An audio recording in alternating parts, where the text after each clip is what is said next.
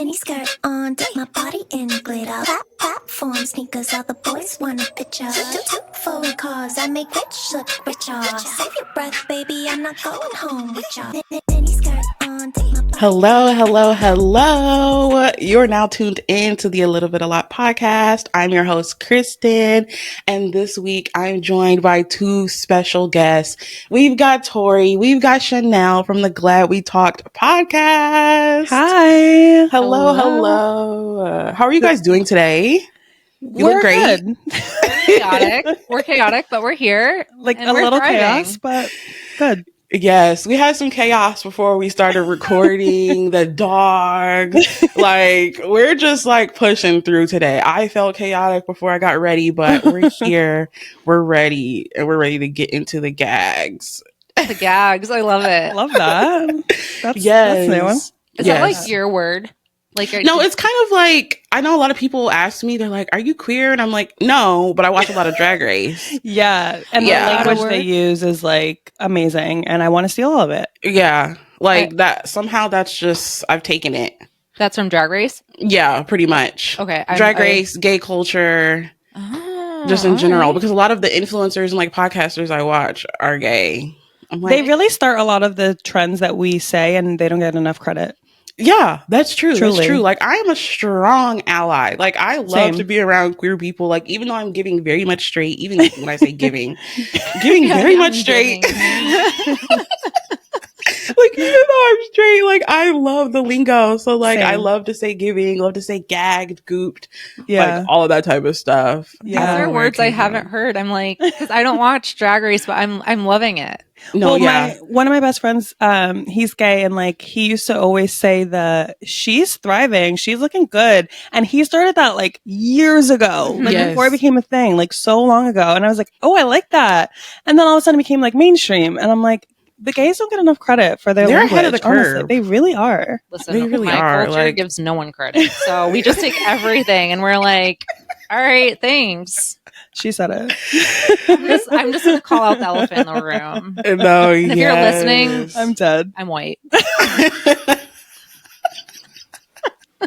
We stand though. Great way to start Tori. off. But I'm an ally. All right. Yes. No, I'm literally watching the season of Drag Race right now. So every Friday, me and my sister, she comes over. We watch the episode together.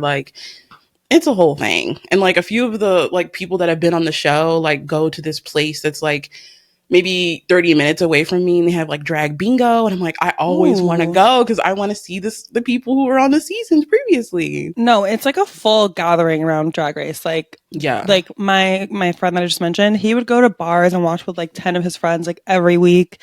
They would just go out and make it a thing. They have parties around the episodes. It's crazy. Yeah, it's a big thing. So I've been really enjoying it. I'm wow, I love this. A lot of them come to Pride in Detroit and stuff. So I always try to go because I'm ooh, that was my favorite queen from last season. They're like celebs. They're celebs. Yeah, exactly. They really are. They're booked and busy all the time. I love it. Booked and busy. That's a good podcast name. It is. Yeah, no, for the corporate girlie. No. Oh my God, no. Okay, so speaking of corporate, we got off track here, guys, but this week I had Tori and Chanel join me because they are also fellow corporate girlies. I've been in the corporate world for about 6 years. You guys have been in the corporate world, what you said offline, how long? 10 years for me. 9 years for me. Yes. So we have done a lot of things. We've seen a lot. We've been in the office. We've had the cubicle moments. And I just figured I wanted other girls who may be around our age range, because we're not that far in age, within around 5 years. Just late 20s, early 30s, because sometimes people are even in their 30s get into the corporate world for the first time too. So I know that I've seen a lot of different podcasters who are just turning 26 and they're getting off their parents' insurance. And then you're okay, that's a scary time, going to the office, understanding office culture. And I feel it's also been a resurgence with people being vulnerable about corporate culture, where you have people on TikTok, Corporate Erin. Have you heard of her? Yes. Mm-hmm. Yes. So Corporate Natalie. Yes. Corporate Erin, Corporate Natalie. There's this other Black guy. I always forget his name. I'll have to tag it in the description. But he does a lot of like corporate videos too. And I think that that's like something that's been really on my mind lately, just because it's like, it's about time that people talk about this, how annoying emails are, how useless some of these meetings can be. Like, why do we need a Zoom, you know, or just even like things like monthly check-ins with your work-life balance. Yes. Like, it's all very difficult. And I just feel like I'm really here for like millennials kind of taking, you know, a hold of their careers and kind of changing the narrative, because I feel like there's also things like people talking about how often should you leave a job, building your resume, stuff like that. So I just felt like we could, you know, tap a little bit into corporate world and share like our experiences and different things and of navigating it. So that way, you know, the audience can just have something to relate to, or if you haven't been in corporate yet, or you're planning to go into the corporate setting, just hearing a little bit of what we have to share might be helpful. For sure. It definitely is tricky to navigate, and we've learned lessons along the way from either ourselves or each other. One nice thing is Chanel and I met as friends in the corporate environment. So we really like grew in that structure and evolved into who we are now, like supporting each other. Yeah, I feel like that's such a good thing, because sometimes when you find a friend in the corporate environment, that's a strong friendship. You've really been through it. Yeah. I've met so many friends at work. It's like some of my best friends, a lot of my best friends in adulthood were from work. And it's like you spend so much time together. It's like almost inevitable.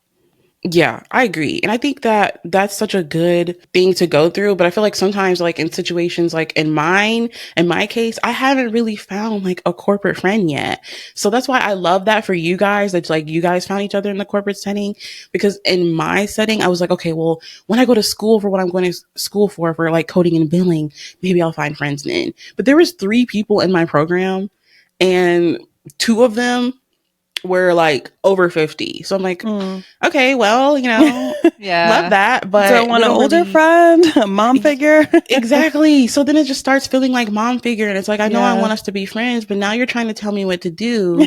I think too, because you said you were remote from work, and I was actually went to an event yesterday for work, and I was talking to this girl who was also remote, and she had just started her career, and she was just like, I was like, do you like being remote? And she's like, you know, I just started my career. I want to this is why I'm at the event now. She's like, I want to go out, I want to mingle, I want to network, I want to meet people in the industry. And I just feel like it's so hard for people now with the remote setting to make friends, because when I started a new job fully remote, it was like a lot of anxiety of like, do I just like reach out to someone on Teams? Like, how do I talk to people? Like, how do I start a conversation? When you're in person in the office, like when we met, it was natural. It was like, we would just like have meetings together. We would go to lunch together. We would stop by each other's cubicles. Like, it was just like a natural progression, but it's like really hard when you're remote, because you have to like, it's kind of like awkward. You have to kind of like push it to be something. It does feel forced in that way. Yeah. I always feel bad whenever we have like new employees in that situation, because I'm like, okay, well, I should be the bigger person and reach out, because I would do it if we were in the office still. So that's always awkward, being like, hey, Kristen, reach out if you need anything. I am me.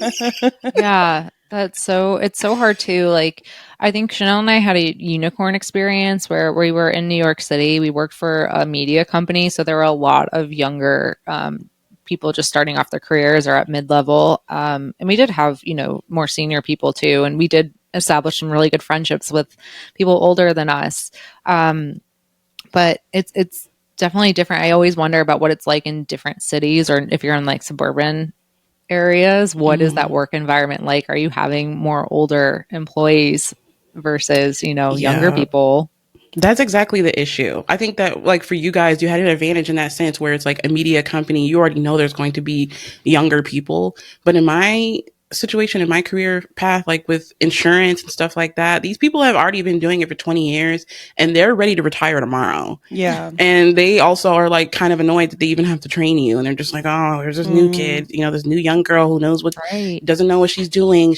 And it's like a lot of times they can be really negative, because they don't want to take time for anything that has to do with change with any of the systems we use, any of the new employees, because the turnover rate is already high, because you know, a lot of people are kind of miserable when they work in insurance.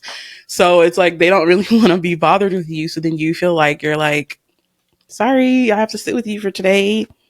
Yeah, they're like jaded. They're jaded. And then they put that on you. And it's like, and the turnover rate is so high because I think younger people are kind of starting to realize like maybe work isn't everything. Like our like older generations were like 9 to 5, that's it, that's what you do. And like younger people are like side hustles. Can I do something non-traditional? Is there another path I could take? And then that's where like the quiet quitting comes in. And then, and I think sometimes it can be seen as lazy because we don't want to go to work 9 to 5, but it's like, no, maybe we just want a different path. Like, so I don't know. It really depends on like the person too. I agree.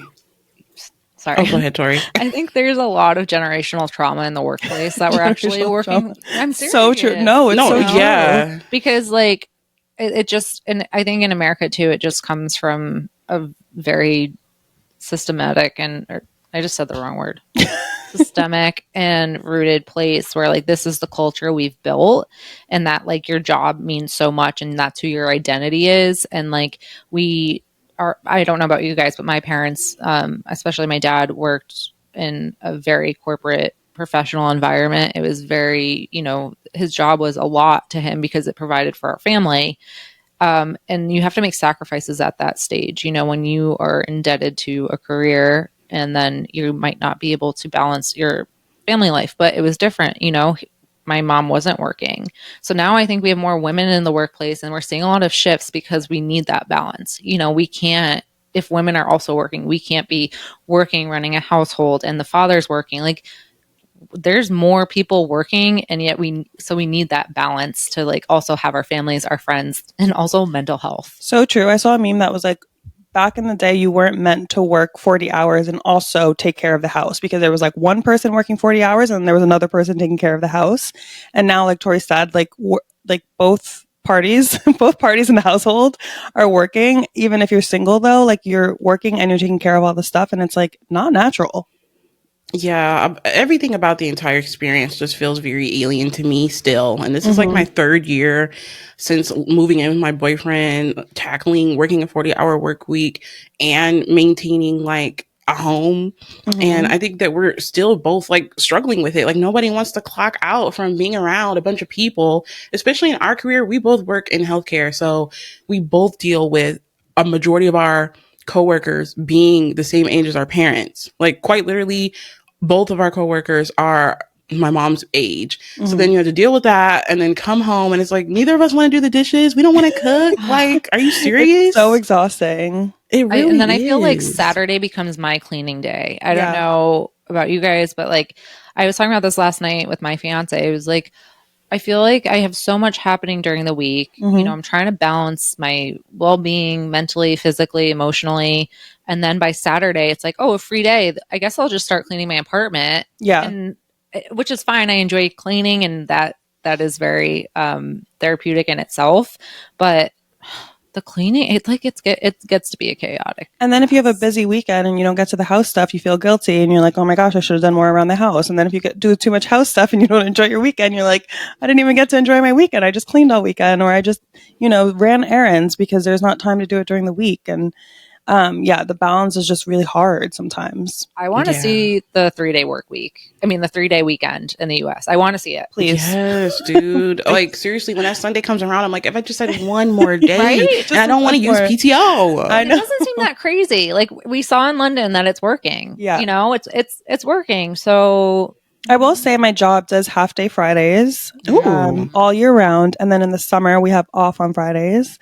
And it is actually really, it is really crazy like, how much of a difference it makes. In New York. Just the half day is like crazy. You know, in my job, they turn the phones off at noon, which is helpful for the people that are on the phones. But in my specific job, I don't have to even be on the phones at all. So that doesn't benefit me in any way. But you're like, great for you, but can you shut the computers down as well? Yeah. No, literally. I'm like, I don't even take phone calls, which thank God, once they finally took me off the phone, I'm like, oh, geez. I was dying when you told us what you were doing, and you were like, I'm a coder and in healthcare, and I literally thought you were like over there like resuscitating. I died. I still think about that. I'm like, I straight up thought that this girl was over there like helping people that were coding. And like that was your job. I'm like, wow. Yeah, I haven't talked about it much on the podcast. So for the people that don't know, like I am a medical coder. It's basically just like She does not looking up- resuscitate. Yeah, you're basically just like looking up stuff in one big like dictionary, if you will, quote unquote, and like finding codes to like send to the insurance company. It's a whole thing, but basically like what we do helps everyone in the hospital or places get paid. So Important. yeah, it's important. So, but yes, it's all of the balance of it all is like very hard. And I just always wonder, like, how did our parents and, like you said, the generational aspect of it all get through without not wanting to jump off a cliff at every second? Well, my mom was like stressed a lot, and now I see why. I'm like, oh, I get it now. Yes, exactly. I've adopted this sigh thing that my dad does. So like when my dad's really stressed, he'll go like, and like my mom would always be like, "Why? What's he doing going around sighing?" And I'm like over there washing my dishes, like, I'm like, I get it, Dad. I so get it, Dad. I'm on your level, Dad. I'm here with you. I do the literal same thing, like a chronic sigh. And I remember one time my grandma complained to my mom. She's like, Kristen always sighs on the phone with me. And I'm like, girl, it has nothing to do with you. It's just become a thing. Yeah. It's like, I think it's when your body catches up with what your mind is going through. And it's kind of like this overwhelmed feeling of, this is what I have going on in work, and you're starting to get a little anxious and you're worked up a little. At least that's what I've recognized it is for me. And it's like my release of that anxious energy within my body. I don't think it's a good habit, but I recognize what it's from. And, you know, you talked about wanting to jump off a cliff because of work. And that's a very serious topic. I am a big advocate of mental health, and I experienced something in my workplace, at one of the places I worked, where it very much affected my mental health. And Same. I took it on myself kind of to, not intentionally, but like recognizing that there was this educational level that of just knowledge that needed to be improved for mental health, because it just wasn't there, and people weren't recognizing how their actions, how the corporate structure, and how people around them were affecting a high performing employee. Yeah, I totally agree. I've definitely struggled with that too. It got to the point where like I had to quit my job because I was just like going through it so much. And then on top of that, I wasn't able to work in the area that I actually wanted to work. So I'm just like, what is the point of this? And then I went to another job for like a month. And then my previous manager at the job I quit was like, hey, want to come back and like actually work with what you wanted to work in, the department that you wanted to be in? And I'm like, yes, thanks. And you went back? It's like, yeah. And I went back, and it's been good ever since. But it was a thing where it was like the assignment that I had was physically draining me. Cause we'll get into that later, cause I put that on the list, the agenda for us to talk about. But it was rough. And I do think that a lot of companies that are run by younger people are just now kind of getting on it, where they realize that like talking about mental health and giving people grace in the workplace is important. But yeah, we've come a long way. Okay, so the first thing that I wanted to get into with you guys, my ring light is being weird. Love it. Was like sharing stories, funny stories from your first job. Just because it's like before you even get into corporate, I feel like for me, I didn't immediately just start in corporate. I started off in fast food, was in college, then graduated, then went to corporate. But I just thought that like, since we're kind of just talking about jobs, period, it would be fun to kind of like share funny stories. So, one thing that I had in mind with a funny, well, is this even really funny, or is it really trauma now that I think about tell it? us. Tell us the story. We'll evaluate it. I had two things that always come to mind when I think about funny/traumatic moments from my first job.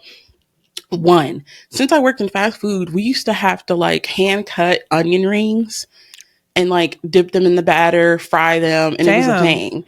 So I would never have to do it, but the manager who opened would have to do it. So we had like this one manager. He was older, and he would always schedule me to work with him in the mornings. And that's the moment where I realized like, dang, I hate that I'm so good at my job, because he always wants me to work with him. Yeah. Because I'm good at what I do, but I don't like being around this man because he's so awkward. And in general, I just never felt comfortable with any of my male like coworkers or managers. That's real. Yeah. So like I hated having to work with him, but you know, for the most part, he left me alone, but he was just so strange. And I remember one time, he was cutting the onions, and we kind of all realized that like he does not like the smell of onions. And so one morning when he was cutting them, he was like, I guess it was just too much for him, and he threw up and then scooped the throw up with his bare hands. No. What fast food place was this? Because I'm never going there. You owe people an explanation of what I don't even want to put it out there because what if they try to come for me? What if they try to come for me? That is insane. I can't. Did he wash his hands after? I don't know because I was hiding. You know what I mean? Oh my God, I can't. That is insanity. This is a fear. If you're not watching, Tori is jumping out of her skin right now. I am. Like, this is like repulsive. No. So now that I think about it, it's like, that's not funny. That's trauma. That's traumatic. That's trauma. Yeah. So that was really like one moment that was just like absolutely disgusting. And I'm just like, the things that I had to go through at this job alone were crazy. Then another moment at this same job, one of my managers, it was a lady. She used to like watch her mother on the Ring camera because she had to like set up in her room because her mom was elderly and she was taking care of her. Tell me why, while we were on the clock, we hadn't even opened the store yet. We're getting ready and we're prepping for the day. She's on the camera in the office watching her mom die. Rest in peace. But for me, I was still a minor at the time. I was in high school working at this place. She's watching her husband take care of her mother and her mom is dying and she's watching it. That's traumatic in itself to watch. Why didn't she go home? I don't know. That's why I was like, I asked her, like, why did you come into work this morning? Like, you knew this morning that your mom was not doing well at all, but she was so dedicated to the job that she still came in and was like, I'll just watch her on the phone. But I'm like, you should have called off. Extreme not work balance. Work-life balance. It was bad. And this was just fast food. No, that's crazy.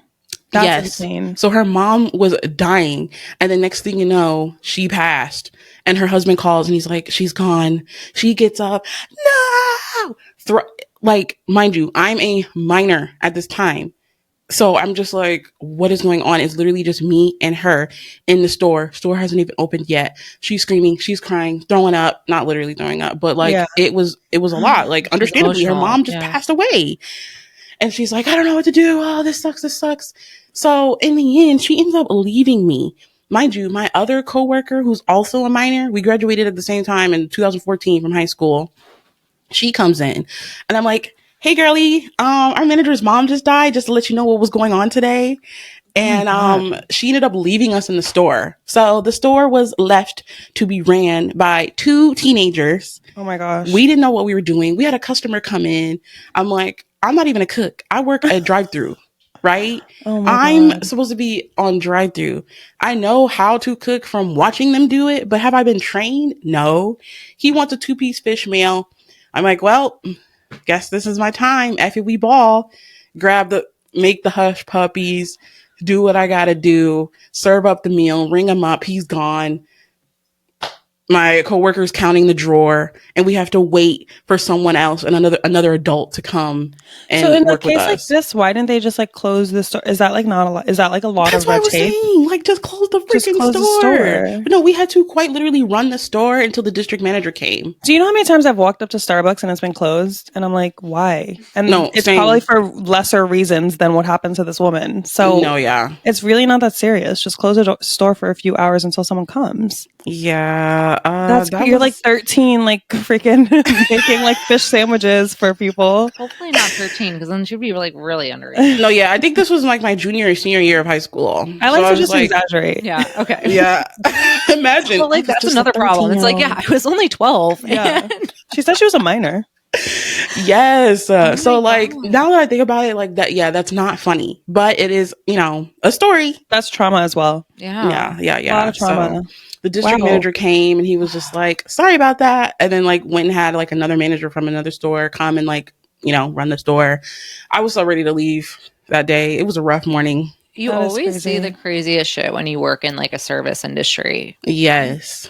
I worked at a clothing brand in a mall when I was probably the same age as you. Like, I think it was like 17, 18, I don't know, right before college. And I loved it. I loved the job. But I remember I'm terrified of snakes. And we don't allow animals in the store usually. And I was just like helping someone, and they were behind me and they tapped me on the shoulder. They're like, "Oh, excuse me, can you help me with a dressing room?" And I like turned around and they had a fucking snake in their hands, and I was like, I like didn't know what to do. I panicked and I like ran to the manager. I was like, "There's a snake," and they were like, "What?" And I was like, "No, there's a snake. There's a snake in the dressing room." And they were like on the ground. I was like, "No, someone has it," and I don't know. It's in her. Then she like put it in her pocket and like. People are so bizarre. I'm terrified of snakes. It was the worst. It's like trauma in the workplace for me. And I was like, who would bring their snake to the mall? Was that like her comfort animal? I don't know. It's an emotional support animal. Yeah, emotional support pet snake. Yeah, like unless your snake is registered, please leave. Like it's not wearing a vest. Okay. Yeah, it doesn't have like, to I don't want service to shame people who are into snakes, but like that is an understandably scary situation for people who aren't into snakes. That's actually the 2 snake story. I have another snake story from work. This isn't. I've in my many years of working since I was 15, never come in contact with a snake. This is a good segue into a funny story we have together, actually. Yeah. So Chanel and I, this wasn't when I was in corporate, actually. So Chanel and I used to go down to Charleston for a corporate event that we both would work at when we were assistants. And we usually did like this big party. It was a tennis tournament. And some really great celebrity tennis players would be there. So actually, Venus Williams was going to be at this party. Ooh. Not to name drop, but but name dropping here. Name dropping. She was going to be there, and it was at an aquarium. It was the Charleston Aquarium, and I don't know, someone above us decided to have like some animals and different things walking around as like it was the cocktail party, and I was like shoulder to shoulder with Venus, just. I wasn't like enjoying the party. I was working it. So I had like all black on and I was kind of just making sure everything was going smoothly. And I was right next to her. And then all of a sudden I like turned around and then there was a man with a snake on his hand as one of the animals. I jumped, bumped into her and her assistant and was like, "Oh man, I'm so sorry." And my heart's like racing. And I'm like, I like froze. And I'm like, this is definitely worse than the retail experience. But again, why are snakes showing up in my like traumatic work stories? I don't know. Especially because you have a phobia of them. Exactly. It's like they know. They're like following you. 100%. But that was like super embarrassing. I know. Guys, I don't have trauma like this, I don't think. These are crazy. With the celebrity tennis player of it all, it's like so. You're trying to be like cool, calm, and collected. You're like, no, Venus is here. I think someone had assigned me the job to go up to her assistant and ask her if she wanted to fill out something for like a prize. I can't remember. It was quite a few years ago, and I was like already nervous. I'm like, okay, I got this.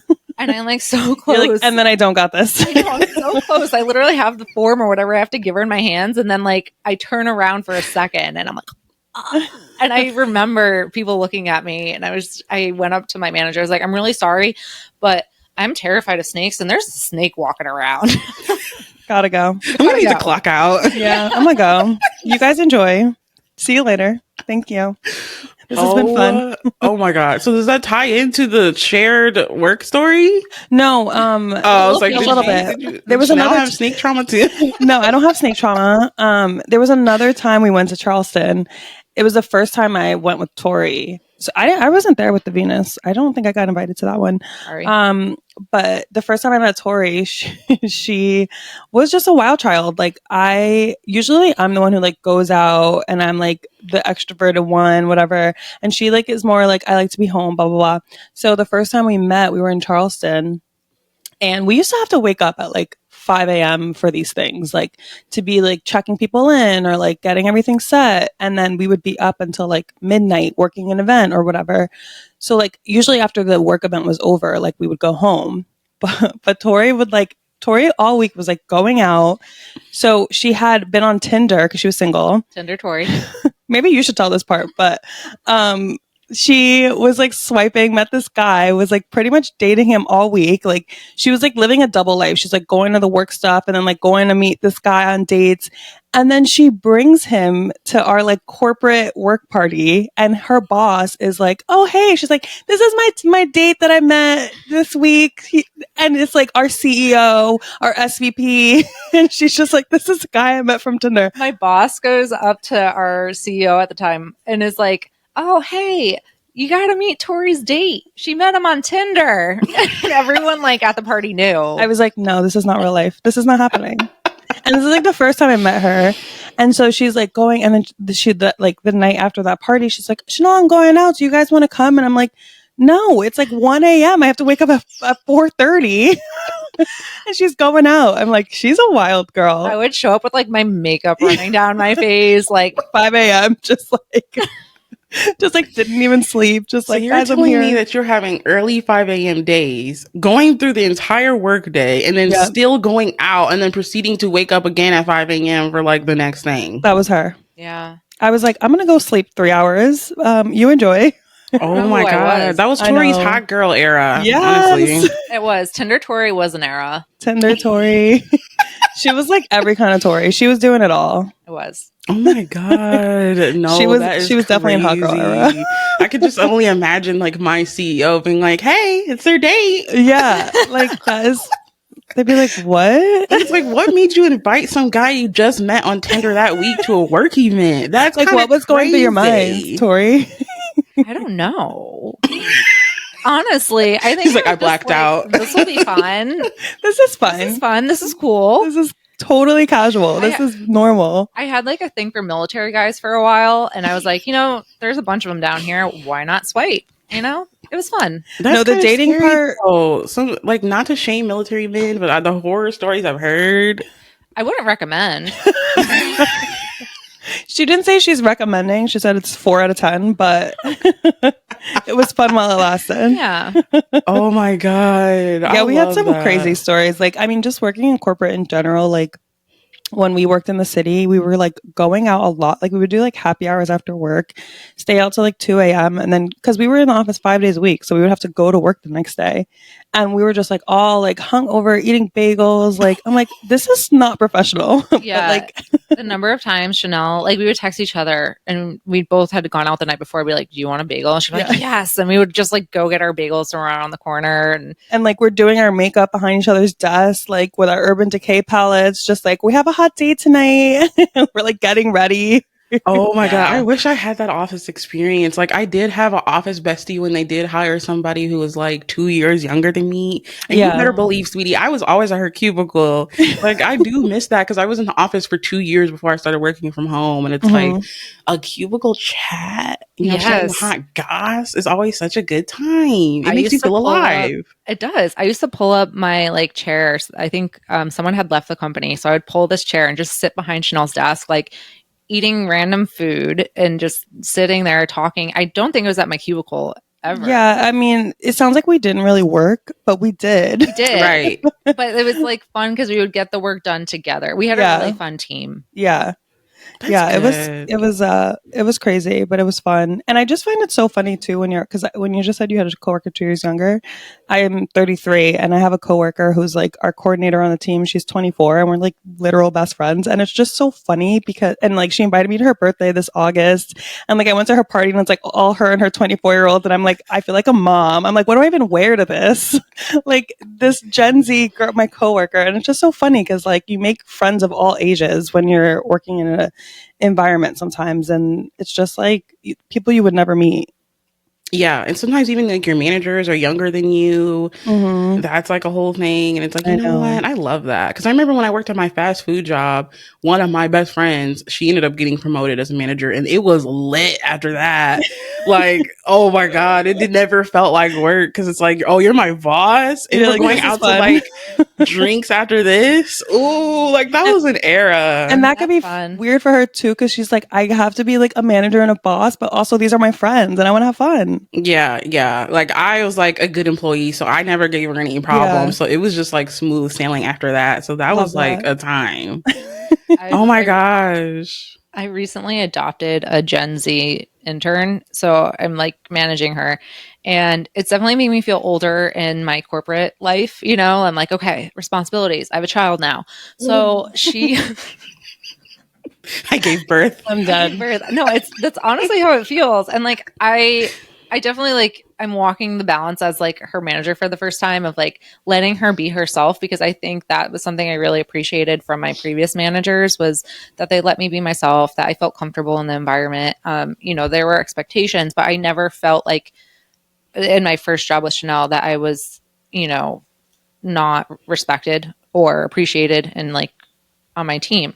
So the other day she said like some slang or something, and it was just like it's a little too far removed from a corporate environment. And I like we've been cool, like I'll let her listen to whatever music, like I'll let her tell me about pop culture and what she's into, and then she just said this word and I like didn't hear her. I was like, wait, what'd you just say? And she repeated it. I was like, yeah, sorry, I gotta draw the line there, like we can't say that at work. And she was like, oh, okay, sorry. And it was like totally fine, but I realized I was like, I gave her so much rope. Yeah, you were like, I gotta bring it back in, bring it in a little bit. She felt way too comfortable. I was way like, too comfortable, girl. I mean, granted she's young, but I'm like, all right. Well, honestly, better that happened with you than anyone else. Yeah, I keep you on were cool reminding about it. her. Yeah, I'm like, I just want to make sure you know that not every manager is going to be like me. Not every manager is so cool. I'm so great. Like, I'm a cool mom. Not always gonna get that, okay?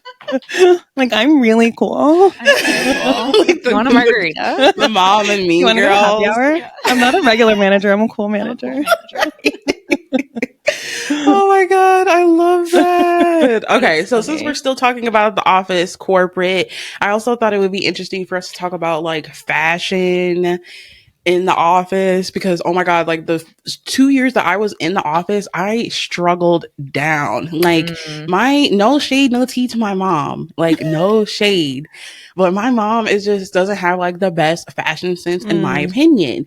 So when it was time, she's like, "Oh, you're graduating college, you're gonna be in the office." She made sure that she got me like a pair of gold hoops.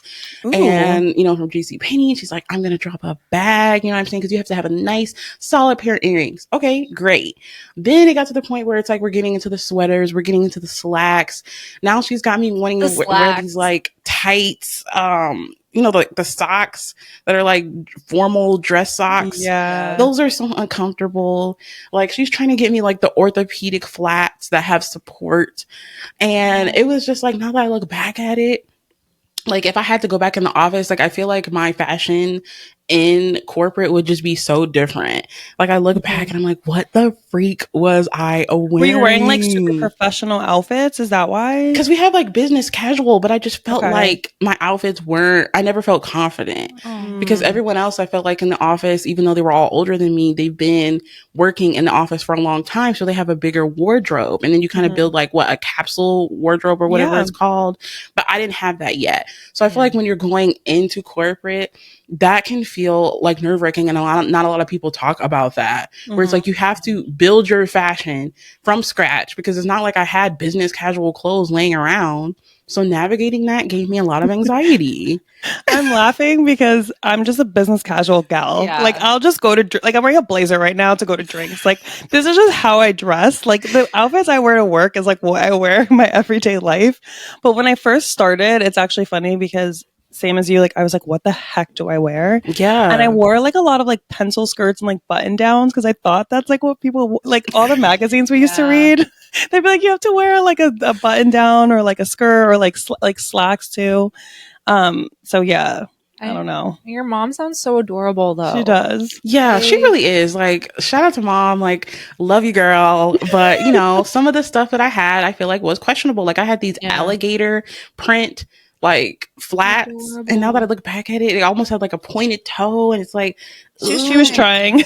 No, it's like, so my dad, a similar situation when I was in my last year of college. For Christmas, he got me this really nice Ann Taylor suit. It was cute. Oh, yeah. But he was like, you're going to need to use this now for work. And we talked about it on our podcast. And I felt really bad because I never really wore it. I wore it separately, but it was so adorable because he was used to the women he worked with wearing pencil skirts and a blazer and a button down. And where we ended up working was like a little bit more cash than business cash. Yeah. So I felt bad, but it was also adorable. Like your mom probably was like, okay, this is the picture of corporate from what I have. Yeah. And I love that for her. Yeah, I feel like in my job at the time too, they were kind of crossing the lines like more of casual than business because then people started wearing Uggs and it's like, okay, is Where's she the okay? line? Yeah. So then I'm like, okay, well, they're not saying anything about her Uggs. So now I'm going to start wearing Uggs. Yeah. And then I started kind of getting real loose with it towards the end. But in the beginning, I was like, this is business casual.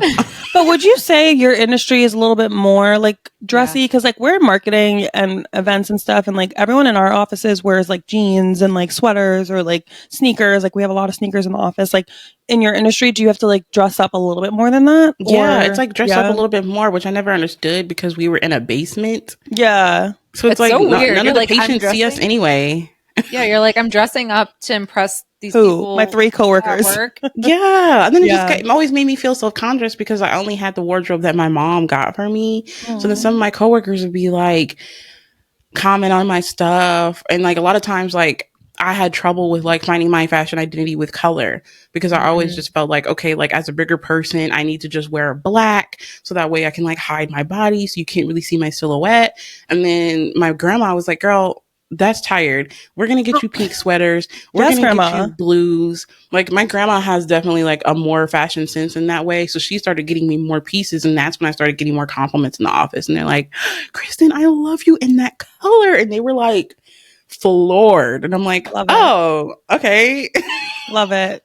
Compliments in the office is such a thing. Like it is like, I think for us, sometimes you do want to dress up to get compliments. Where I work now is, I called it 6 degrees of fashion. What was it? 6 degrees from separated from fashion. Yeah, 6 degrees separated from the fashion industry. And so like my coworkers, they deal with like some really cool brands and stuff. And so we do try to dress a little bit, but it's not like business impression, like to impress anyone in business. It's more like that kind of cool fashion, like, oh, what piece do you have? What look did you put together? And they really do it up, but it's more like trendy. Yeah. Like there's this one kid, he's not even a kid, but like he's super cool. He always has like really cool vintage pieces and really cool denim and utility pieces. And he knows how to put a look together.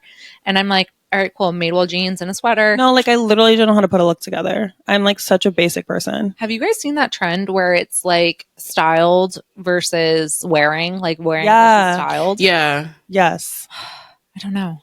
Yeah. Styling is hard. It is. Yeah, but like I admire the fact that like you said, like now your aesthetic is like business casual, like you said, blazer to, get drinks, and it's like I want to enter that era, and I feel like I'm still kind of like in my teen era, even though I'm 28, because all I wear is hoodies and leggings, and it's like, you know what though, I think working from home, because Tori was saying this on our podcast, like working from home is hard because you end up wearing like so many like leggings and like hoodies and sweaters because you're home, right? And I think it's like hard to be like, what do I wear to go out? Because you never are going out on a consistent basis. Like during COVID, after I came out of COVID, I was like, what the hell do I wear? I'm still dressing how I dressed before COVID because I never evolved. This is your look though. Like this is your signature. Yeah. It's not, she was very lucky and like loved blazers when she like got right out of college. She's I was like 18 wearing a blazer. Like, this is Chanel's look. It has not changed and it doesn't need to. It's timeless. It's just what it is. And I hear you because I am like trying to figure out what my identity is when I go into the office because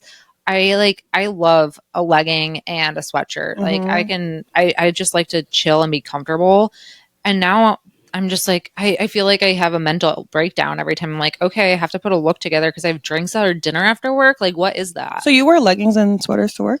Oh, now I can. It's like, girl, the business casual has gone. Really? Like, that's what I'm saying. Like before the pandemic, I feel like it was already shifting. Yeah. Because like the girlies were getting tired of it. Those slacks are not comfortable when you're sitting at your cubicle all day. I like would push the limits with ripped jeans. And see, we couldn't do that. Yeah, no, sometimes like people would be like, do you wear that to work? And I know my mom, especially, like she would pick me up from the train and be like, oh, did you change to come here? And I'd be like, no, wore this to work. She's like, interesting. Interesting choice. T-shirt, ripped jeans, and Adidas. I think there's some, like, I've heard a lot of like internship, people who are starting their internship, like if they don't have a lot of guidance, I also think they don't know what to wear. And there's been a lot of times when they've worn like crop tops, short skirts. Like there were a few instances at some companies that I worked at that like the higher ups had to talk to the interns and be like, you can't wear that. And I'm like, it's crazy that they even think they could wear a crop top or like a short skirt and like knee-high boots to work. Like to me, that's wild, but like they don't know. Yeah, like you really don't know unless you have like someone who like basically just adopts you in the office, like Tori has with the other girl. Like you don't know unless you have your parents who are like, oh, this is what I think you should wear. Yeah. And I think towards the end, before we started working from home, I finally did settle into my signature look. And instead of blazer, it was cardigan. I was getting open cardigan, right? And I had like several different cardigans in several different colors because my boyfriend kind of stepped in and he was like, you know what? Let me just help you so that way it can make it easier for you.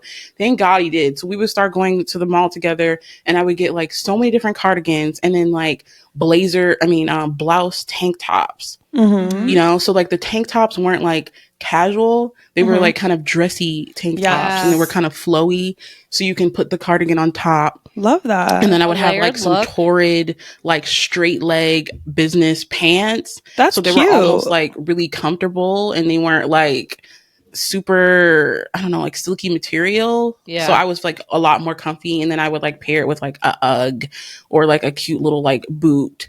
And that was my style towards the end. So I was like, okay, I have several different tanks, several different cardigans. I'm just rocking with this. And that's my signature moment. So for anybody it's like a out formula.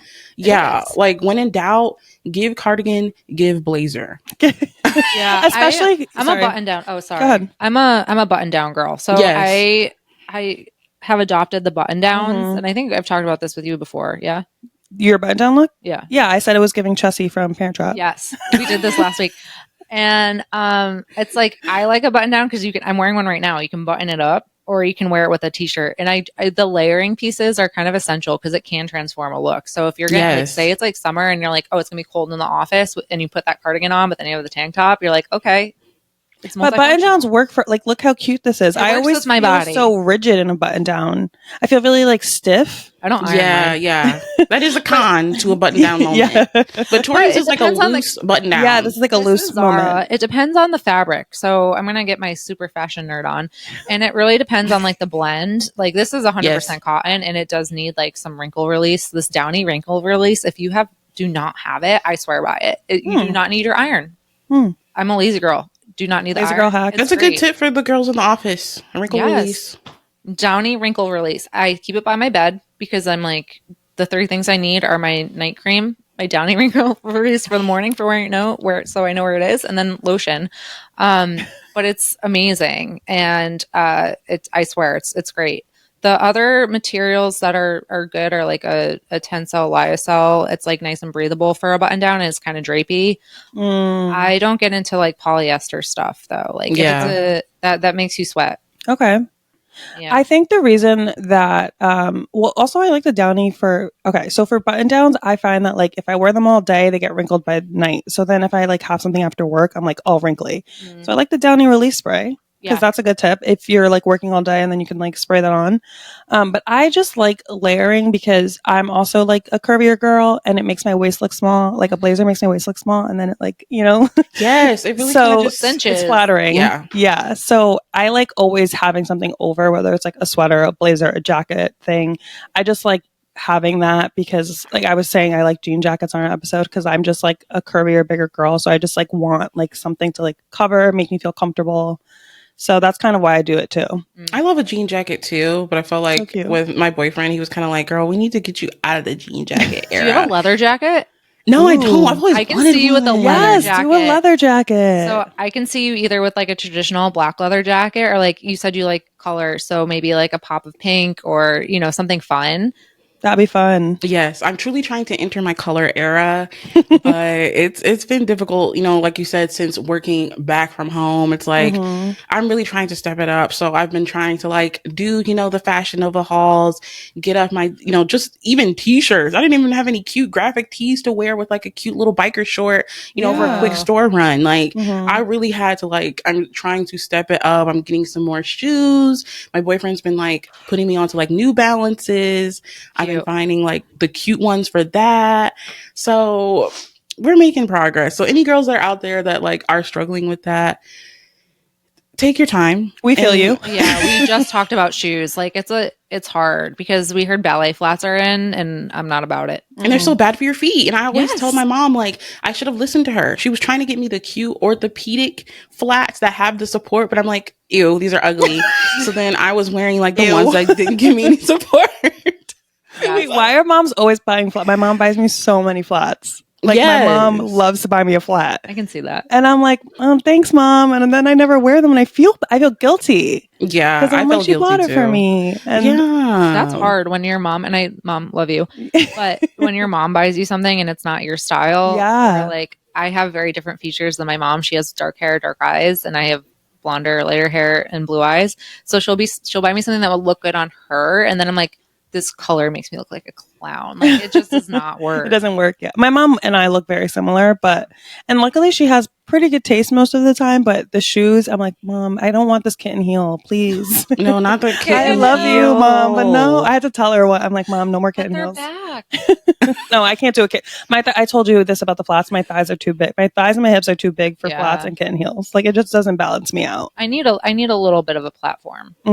You know? Same. Yeah, I learned that the hard way. And now my feet are just effed up because I was stomping around the office for 2 years with no support, and I regret it.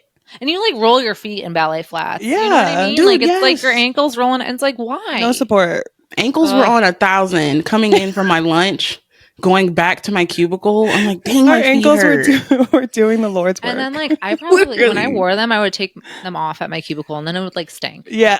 Oh my God! Like, let's talk about the feet sweat from when you're wearing a ballet shoe to work. Nothing I used is to have worse a little than the heater feet on sweat. the floor. I used to have a heater on the floor, and I would put my feet and spread my toes.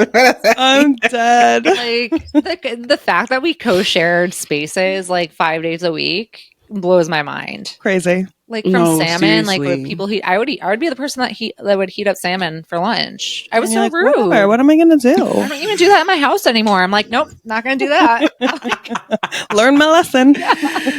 Oh my gosh. Yes. Okay, so we got into the fashion of it all, and I think the next thing that I wanted to go into was like other memorable experience that you had working in this specific office environment. So like one quick example for me is like when you're in the office, I think the hardest thing that I had with navigating that was like being an introvert and needing time to myself. Like, I don't think that a lot of people talk about that, where it's like, okay, yes, we're in this space together, we have our cubicles, but I think sometimes it's hard because that environment forces you to be more social than what you really are in a situation like that. Like some people live and thrive for it, but for me, I need my time. When I first come in, do not ask me about work. Let me put my coat up. Let me put my That's just a general down. rule, though. Introverts and extroverts, give us a moment. Yes. And it's like, I wouldn't have a moment. And it was just too much. Yeah. And then I also had a struggle with like lunch. And I think that other people out there, if you feel the same way, do not feel alone. You're not alone. But I struggled with this deeply when I was working in the office, because during my lunch, I would try in the beginning to eat at my cubicle, but it was too much because they see that I'm not busy. One of my coworkers comes over. She's literally in my face. I had one coworker who just didn't have any spatial awareness. So she would be like right here. And it's like, girl, I have headphones in. You don't see that I'm ready to just kind of watch my Netflix and eat my lunch. Like, girl, don't talk to me. I just wish that I had like a thing that I could like put down to close my cubicle door. Why didn't we have cubicles with doors on it? Like, shut down, out of lunch right now for 30 minutes. Please do not disturb. I wish I had that. So then it got to the point where I would just start eating my lunch in my car. And it used to get hard during the winter because you got to put those boots on. Why am I so sad for you? Why is that so sad? I was going to ask if you would eat lunch in your car, because I've seen on TikTok people eating lunch in their cars. Oh. Yes, it's a thing now. The girlies have like trays that they put in their car now that they can hook onto the steering wheel. Damn. Some girls have like those like pots that you can like cook your meal on the spot. No. Have you seen those? No. Yes. Like some people are like cooking their meal in the car because a lot of people do it in like college dorms. Yeah. Like with a hot pot. Yeah. Right. They have like those little pots and stuff. Yeah. I'm like, dang, if I were in the office still, I probably would be on that at this point because it was just too much. So it's like, if you feel like you're introverted and you need a break, like, don't feel bad about it. Because a lot of times people would try to make me feel guilty and be like, oh, you're going outside. And it's like, girl, yeah, because I need a break from you. Yeah, no, that's so true. Lunch is important. I'm really bad at it, setting that boundary of like not working and eating lunch. I've started to do that more. I put a blocker in my calendar every day. If my coworkers are listening, between 12:30 and 1:30, that's not a meeting. That's just me time because I am an introvert and I like need time to just gather myself and decompress. And I did feel really tired when I was going into the office 5 days a week. Like I was exhausted from just being overstimulated, I think, not having dealt with my anxiety very well, just socializing all the time and being around. We had an open floor plan towards the second half of our tenure at this company. So we were constantly in each other's business, which I loved. Like, listen, it was so much fun, but it was really hard to focus sometimes and just like, I don't know, really isolate from yourself because you are constantly in each other's spaces. And it is a lot when you are introverted to like exert that much energy. And then on the weekends, you're like recharging, but I don't know how much I actually recharged because then I was like trying to have a social life too, which was just so exhausting as an introvert. You were like, okay, I'm doing it 5 days a week, 9 to 5, 9 to 6, whatever it was. And then on the weekends doing socializing. So that gave you one day to regroup. And now with a hybrid setup, I see that like I go into the office 2 to 3 times a week. And then I really do need those 2 days to just work from home. And I definitely feel more balanced and able to like do my job and like take care of myself and take that hour to like either eat lunch and check up on emails or just like eat lunch and go for a walk. You know? Like we have more authority in how we run our work schedules while getting our job done. Yeah, work walks. Work walks. Work walks. Work walks are important. I was like, is that a restaurant? Yeah. Remember walk to work? Walk to walk. Yeah. There was like a walk, like a stir fry place called Walk to Work. Yeah.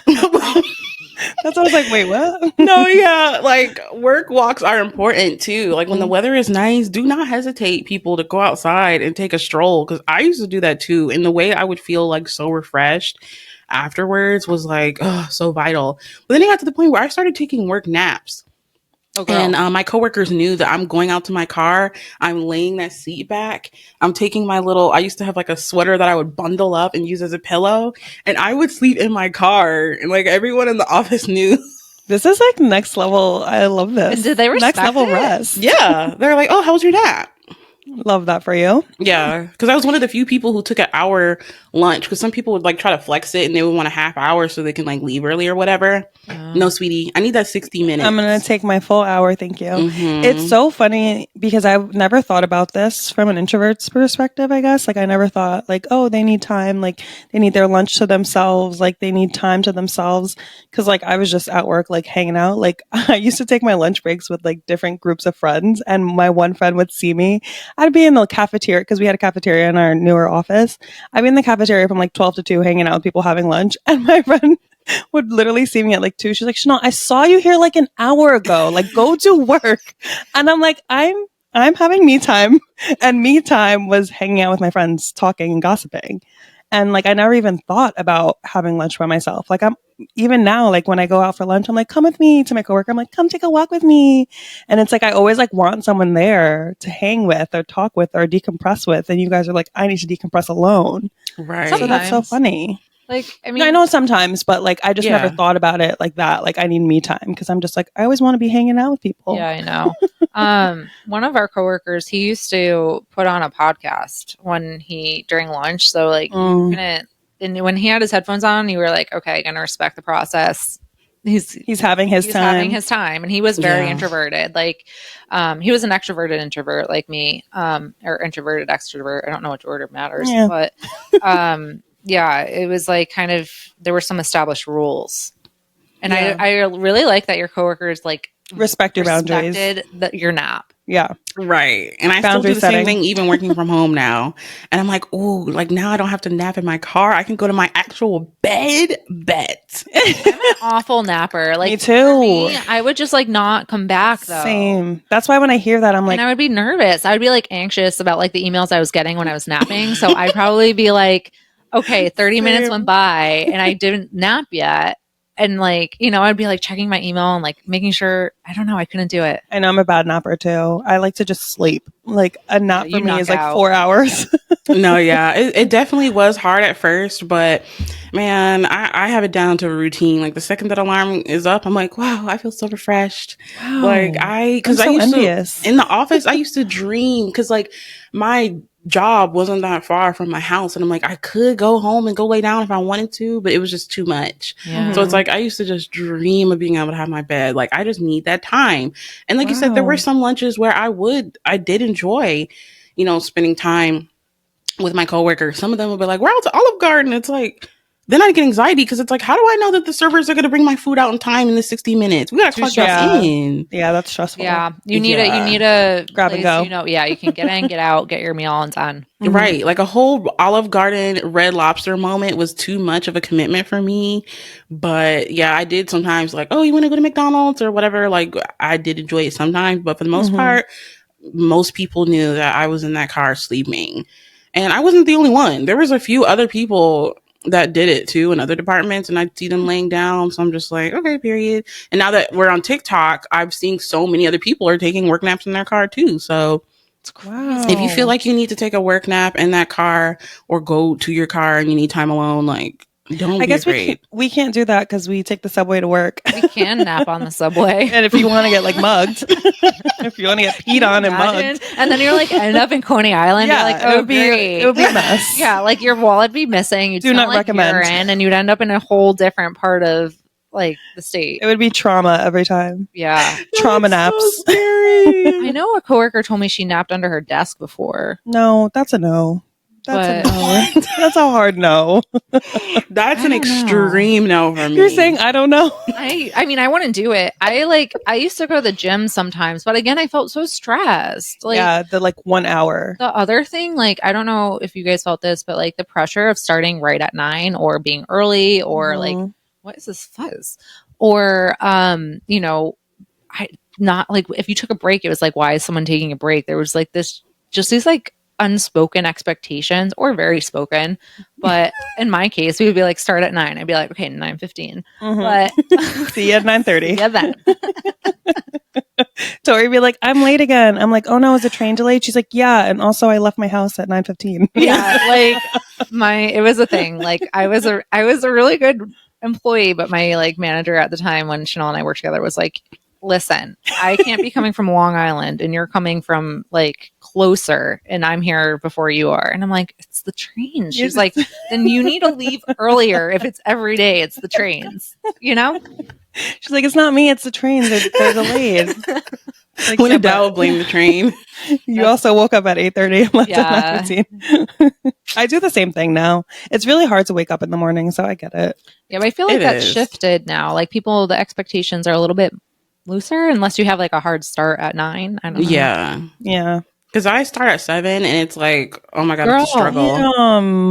Yeah, but I used to work from 9 to 6 and I would be like the last person in the office. And that was tired. And I was like, you know what? I'm willing to sacrifice. I don't love leaving at 6, even 5 was too late for me because I wanted more of my evening. So I did sacrifice and asked my manager if I could change my schedule. So for people out there, do not be afraid to ask your manager if you want to change your schedule too, because sometimes if you have a cool manager, they want to do what you feel like works for you. Yeah. So I spoke up. Especially too, if like, I don't know if you said like if you have mental health concerns, like they will make accommodations for you too. Or if it's like not just mental health, if it's health in general, like accessibility and what you need, you shouldn't be afraid to speak up for what you need to take care of yourself. That's true. But you have to have a sometimes really understanding manager because I've been in situations where like managers don't really get that. Like they don't get the mental health aspect. No. And it's like upsetting because like there was like an incident where like at my old job, like someone was going to therapy and stuff, and then my manager was like, why is she doing that? And it's like, well, she needs it. And I would hope that if I needed it, she would, you know, give me the space as well. So it's just, it depends on the environment sometimes of like why you're afraid to speak up, because sometimes you have managers like making comments or like, you know, not understanding that people need like work-life balance, or they need a little bit of time in the morning, or they need like an hour for therapy or a nap, which I think needs to be like more normalized, honestly. I agree. And I think that if you're in a situation where you feel like that, maybe that's when you should talk to maybe HR or kind of go above that, which I know sucks, but it's like, or either that place is just not meant for you, because I don't know what I would do. Like my manager, she was cool with me leaving like 20 minutes early because I would get off at 4, but then my therapy was at 4. And I'm like, I need time to be able to like log out, get situated, and then log on for therapy. So she was cool about it. It's not like I was asking to leave like a whole hour early, but little things like that. Like I stopped being afraid to like speak up for my slight accommodations just because I have a manager who's so flexible. But like you said, it is a good point. Some managers aren't always that way. But yeah, I spoke up and I'm like, girl, can I come in at 7? Because I want to leave at 4. Yeah. I mean, if you're able to, that's great. I work for a company that has a lot of my colleagues are in Europe, so I can do that too. Like if I want to start earlier and leave earlier, I think as long as your work's getting done, and that's like a position you're in once you start working your way up in a company and your tenure and your seniority. It's like if your work's getting done, you kind of do have a little bit more flexibility. But because they know you can do it, right? But not every company is like that. So there's a lot of ownership and accountability that has to happen, and you have to prove that you are a valued and good employee, and that you're not just like working the system and, you know, constantly making excuses. But yeah, and the fact that your manager did that for you just shows that like you've done what you need to do to prove to her that you can be trusted to move your time slot earlier. I wish I could do that. Like, I don't know. I'm not really a morning person. Don't try to do this if you've only been working in the office for 3 seconds. Yeah, exactly. Yeah, no. You just got there. I mean, listen, if I was hiring someone though, and they said, listen, I have a therapy appointment, and I've been in this situation. Like I was interviewing for a role and they asked me like, how do you handle stress? And I was like, therapy. And they like kind of looked at me like, what? And I was like, yeah, I go to therapy once a week. I'll be going at this time and that time. So I hope that works with my schedule. And they were respectful of that. You know, like if you let people know up front, this is what your plans are, this is what you need, they're either going to respect that, make that accommodation, or they're not. And then if they're not, like that shows you kind of where they're valuing your well-being, you know, and you should look at that for a company if you're like in that position of being hired. Yes, that is your choice. You know, you have the power in this situation.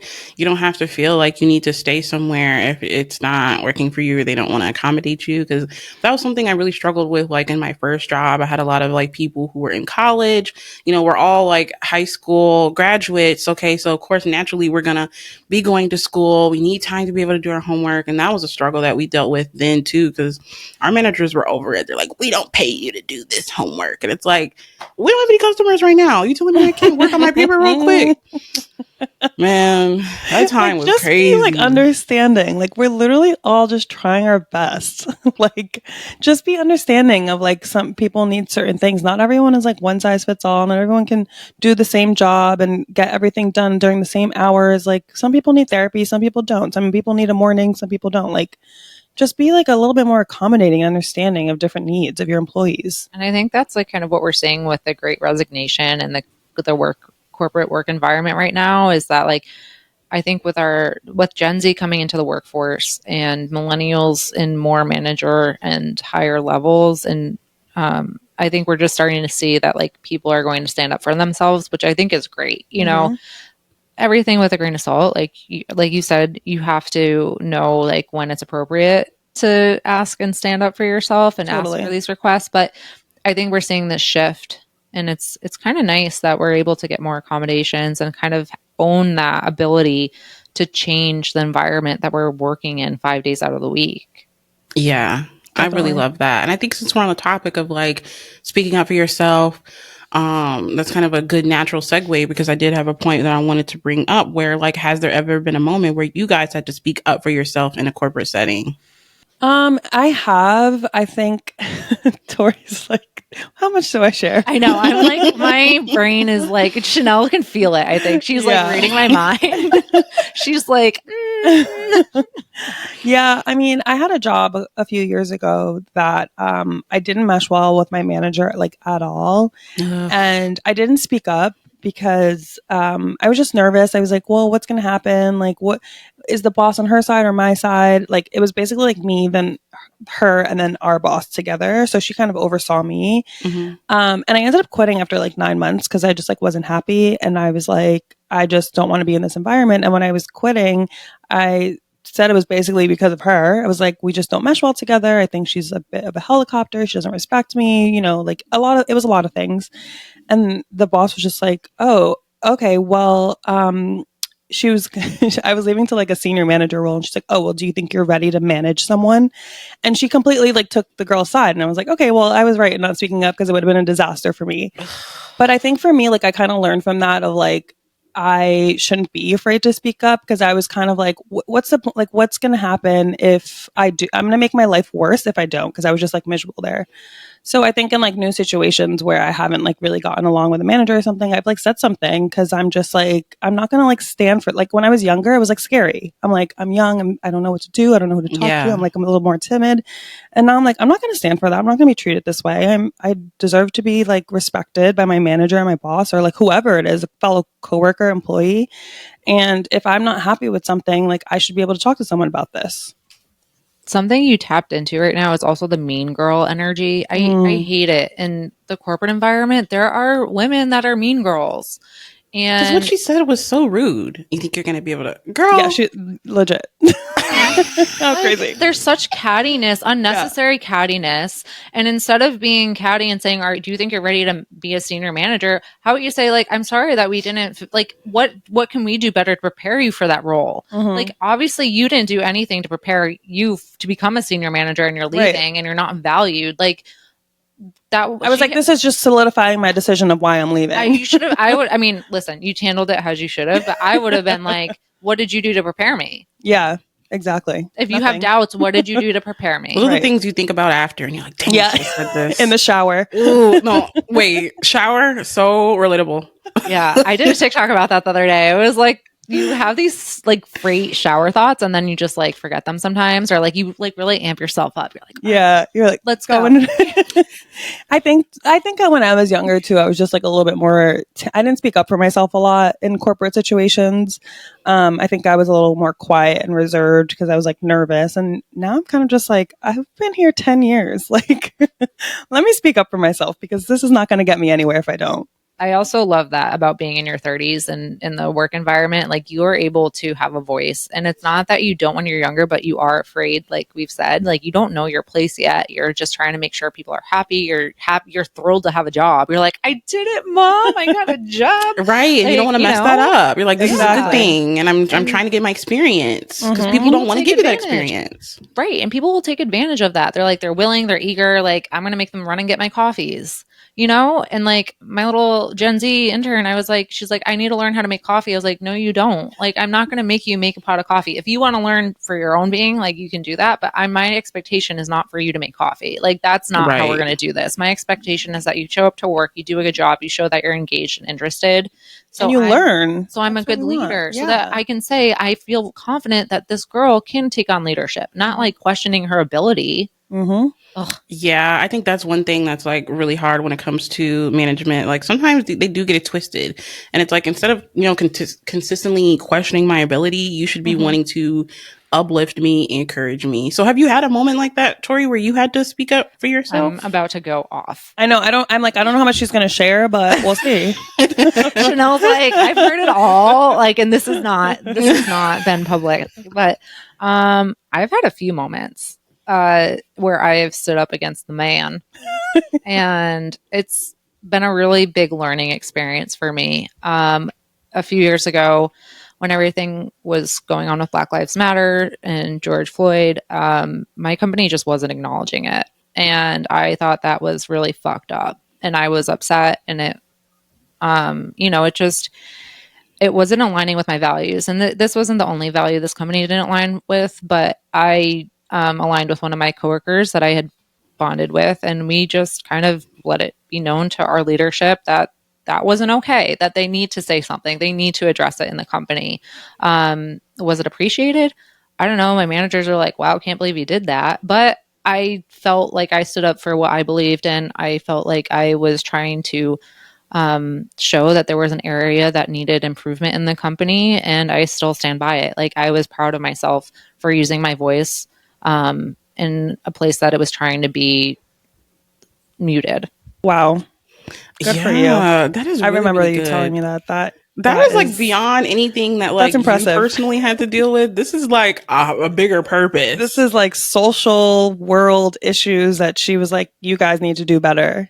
Yeah. And instead of appreciating it and being like, you're right, we should do better, and like find a way to make it their own and put out something, they just put you down for it.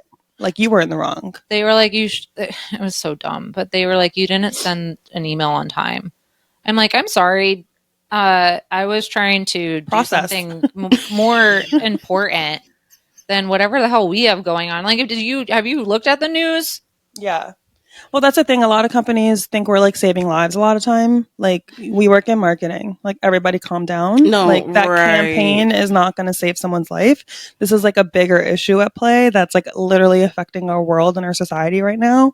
So can we talk about that real quick? Yeah. Like, you don't want to be tone deaf. Right. It's not, it doesn't cost that much to care. Exactly. And companies that care, you care more about them. Yeah. Like, this isn't rocket science. It's like, if you show interest in caring about people, the people that are supporting your mission, your cause, that they're dedicating their lives to, will feel better about working there. Yeah. You know? And consumers will feel better about where they're buying their goods from. Or what services they're using. Yeah. Because I know that a lot of places that like I feel like don't align with like equality or things that I believe in, I've kind of just been like, I'm not purchasing that anymore. Like that's a big part of it. So I'm glad that you decided to stand up on that situation, because that, like, now that people are evolving, it's like we do care about like where we're putting our money, what are the businesses missions, you know, what type of causes do they align with and stuff like that. So it's like that's really a big issue. I think with my situation, mine was just more based on like speaking up with like my assignments, because that's one thing that like really gets tricky. I feel like, especially in the healthcare, they would have like different things that they would assign us to. So like, for example, I was working where like you have like radiology. So there's like CT scans, MRIs, and every person gets like assigned to like be in charge of like a certain modality, if you will. So the one that I was assigned was like really, really sucky, and it was tough because, it was such an involved process to where you would have to like call the patient and like go over the prep and like tell them what they can and can't eat before the exam. And it's like a lot of times if you're calling like 60-year-old patients or 70-year-old, 80-year-olds and you tell them they can't have their morning coffee before they come in and do their exam, they're pissed. Yeah, they're gonna be mad at you. Yeah, so that part of the job was like really emotionally draining, and I hated it. And I was like, I am so tired of calling these people and them being mad at me and grumpy about what they can and can't do. And it's like, I'm just trying to help you. I'm just the messenger. Right. So I ended up having to like step up and like, you know, talk to my previous manager and tell her like, look, I hate doing this assignment. Like, it's quite literally draining the life out of me. I was getting severe anxiety before I'd have to make a call. Half of them were like repeat patients. So I would be like, oh, this lady, she already knows she doesn't like, you know, listening. And it was just like getting to the point where it got so stressful and I was in charge of so much with like ordering the doses, because you know they have to be injected before they come in. So then I'm in charge of like ordering those injections, and I'm just like would have panicked moments where I'd be driving and I'm like, did I order the thing, or did I do this, or did I call this person? That's a lot of responsibility. You're literally saving lives. Yeah. Like, it was too much responsibility, and I think that's when I realized that like I would rather kind of be a passive worker, and I think there's nothing wrong with that. You know, you have to know your own boundaries and know your own limits. And as somebody who has anxiety about like making sure that I'm keeping myself safe and my mind sane, I don't deal well with having responsibility for other people's lives. So I just decided like this role is not good for me. And I felt so anxious. Like I literally wanted to throw up at the idea of speaking up and telling her that I hated doing this. But I went into her office one day and I'm like, girl, I can't do this anymore. Like, it's literally driving me insane. Like, it's so bad for my mental health. Like, this is just not the role for me. And she was like, you know what? Like, I respect that you gave it time and thought. And, you know, we don't want you to have an assignment that you hate either. Like, we want you to be happy. So, you know, we'll try to figure out, you know, trying to give it to someone else. But in the end, I ended up keeping it because the assignment that she gave me, I didn't want to do that either. But you're like, which one's the lesser evil? Yeah. So it was like picking like the like lesser evil. But in the situation now that I look back at it, like I'm just still glad that I said something about it and really spoke up for myself. And we were able to like do things to accommodate me with the workflow going forward that made it easier for me. I was able to get help from other people with the assignment and stuff like that. So even though I ended up being stuck with it still because I was like, oh, I'd rather actually do this rather than that, it still helps because like it opened up a conversation where it's like, okay, what can we do to make this easier for you? You know, I'm finding that people in your industry are very understanding. That's nice. Right. Because I just was like, me and Tori just told our stories and no one was like receptive to what we had to say. And they were just kind of rude about it. And I'm fine. And like a few of your stories that you've told, like your managers have been very understanding. And like, I appreciate, I mean, maybe it's the industry that you're into because you're in healthcare and it's like people who care about other people, literally. Yeah. So that's really nice that she was like so open about it because I don't feel like what I've experienced, there's not a lot of people who are so understanding. I almost sometimes I'm like, is it me? I'm like, am I the problem? No, and then I think back to like where we used to work and we had amazing people we worked for. And I'm just like, no, it exists. I just haven't come across it in a really long time. Your manager plays such a big role in your happiness, which is crazy, you know? Like you could have gone into that conversation, she'd been like, tough shit, that's your job, you know, and you would have been even more anxious about it because you're like, who do I turn to and what do I do now that like I know my manager's not going to support me, I'm in doing something I don't like to do, it's making me anxious. Like it plays a big factor in it. So it's really great to hear that you've had good managers and people that can make your life a little bit better day to day. Yeah. And you also probably learned a lot from that experience, you know, like just how to work with people, how to manage your anxiety in this workplace, like turning a weakness into a strength and keeping going and doing it. So even though it sucked, I'm sure you probably learned and grew a lot from it. And you found a way to make it work for you, which is like so impressive because not a lot of people can do that. Yeah, and that was actually the same manager that once I ended up quitting that position, she was the same one that called me back months later. Oh, and was like, hey, love you. Want to come back and do this instead? Yeah. She basically accommodated me every single step of the way. And she was the one who actually decided to give me a chance to begin with because that was my first corporate job, period. So she knew the only experience I had was fast food and then the fact that I just graduated and gotten my degree. So when I was doing my interview, the interviewer kept being like, okay, so that's the only experience you have? Like fast food?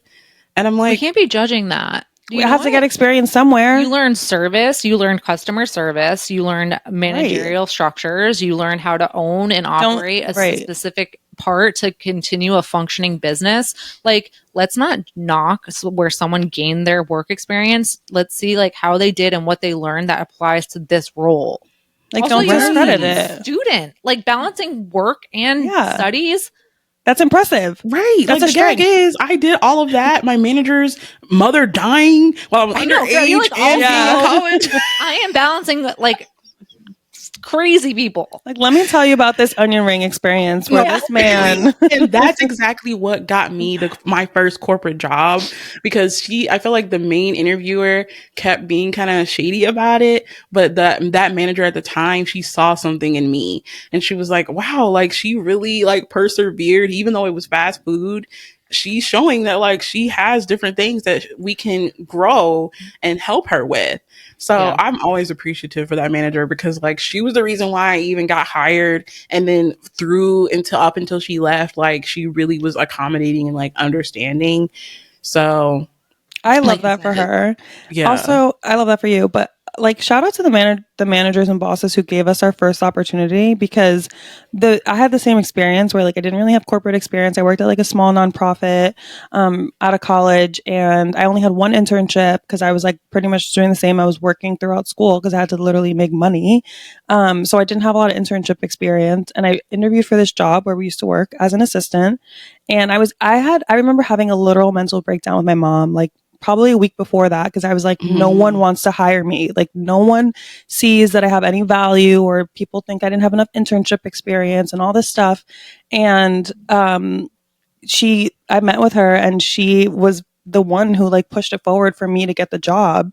And I'm still to this day, like, I love her. Like, she was my favorite boss ever. She was my favorite manager. She taught me so much. She was such a good role model. Still to this day, she's like doing amazing things. Like, she's an amazing person, but she gave me a chance and no one else would. And I just like, same as you, like, I'm just like forever grateful that she took a chance on me. I think those are the best managers, honestly. The ones that like you don't have all the maybe you don't have all the qualifications, but they see something in you. Yeah. You know, they're willing to give you a chance, and I think that's what makes a really good manager and mentor and leader in a company. I had mentioned I have 2 examples of when I had to speak up. I don't know if we want to get into the second one. Do we have time to? Or do you want me to share it? Okay. This one is a less social justice, but more about how my work structure was really affected by my manager that wasn't understanding, wasn't compassionate, and really like we were coming from two very different backgrounds. We essentially had equal qualifications. So the only difference was that this one person had more time at the company and I was bringing valued experience from outside of the company. And her task was to be my manager while I had knowledge of the actual role and the certain demographic that we were working in. And I don't know if it was this competitive aspect, but I did stand up for myself before my manager came to join the team. And I said, you know, I really want to be valued as an equal, because the company kept referencing us as an equal. They kept saying that we were teammates and that we were of equal value, but it wasn't being compensated and it wasn't reflected in my title. So I was reporting into her while being viewed as an equal. And I, you know, it is, titles don't mean everything, but here in America, they mean something. Yeah. So I just said, you know, I deserve this. I deserve this title.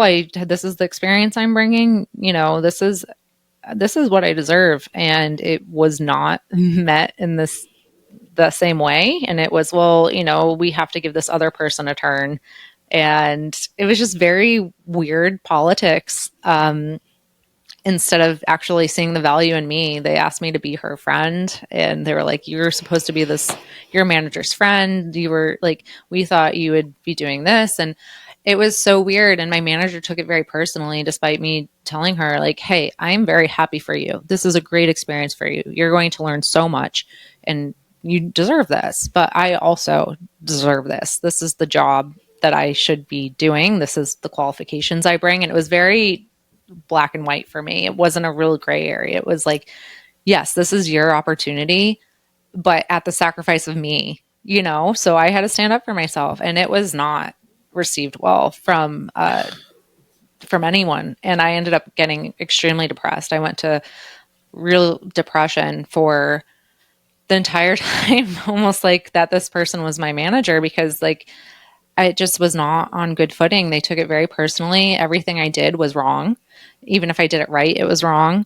Other colleagues got involved, and like they ended up putting me on a performance review that really I was going from a high achieving employee and very happy, and then really down, and it just was not handled well. And HR got involved, and HR was not really supportive of me. And finally, Girl, you had everyone going against you. It was like, I mean, Chanel will know I was like a shell of a person for a little while. And, you know, I ended up doing a lot of therapy and getting on different meds and doing some things, but like, and I was able to get by, but it was really still affecting me. And I haven't realized until like my situation has changed that I feel like a whole different person. It was crazy. Like I was in fight or flight for a year. Yeah. Literally. Like my cortisol levels, I wish I checked them, because they must have been like through the roof. Like I felt like I always had, if I was going to turn, I was going to get in trouble. And finally I got HR involved and they were not. They're very supportive. And I had to say, okay, listen, I am depressed. I am, and it's because of what's happening here. And then changed. All it took was to bring up your depression. Off the performance review. Oh, we're so sorry. We didn't know.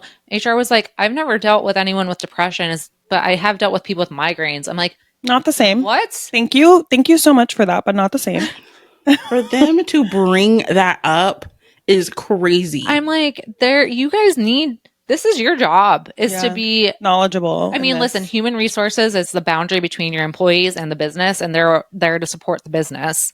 But you got to know how to help your employees and know mental health is so important. I mean, I don't know how much you want to share either, but I obviously had a big opinion on this. And I think the girl that is supposed to be her friend and her old manager, was really insecure. And I think she took it out on Tori, and it became kind of like she was trying to make Tori look bad so that she looked better. And I think that's like kind of why the performance review came about as well. Because I think she was like saying all these things that you didn't do, but she wasn't being your supporter. There wasn't a lot of clarity either. Yeah. And I kept asking for clarity and roles and responsibilities if there was going to be this difference. And they couldn't really do it. They never gave me on paper what the difference was. It was all over, verbally communicated, even though I asked them. And yes, I do agree with you. I think that it was like competitive insecurities and something to prove, and this opportunity, she felt she had something to prove. I will own up and say there were things I didn't do that were right. I didn't respect her in many situations. But she wasn't supporting you. No, she wasn't. She was not supporting me. She didn't give you any reason to respect her. Yeah. Yeah, no, right. So I didn't. Boss is your op.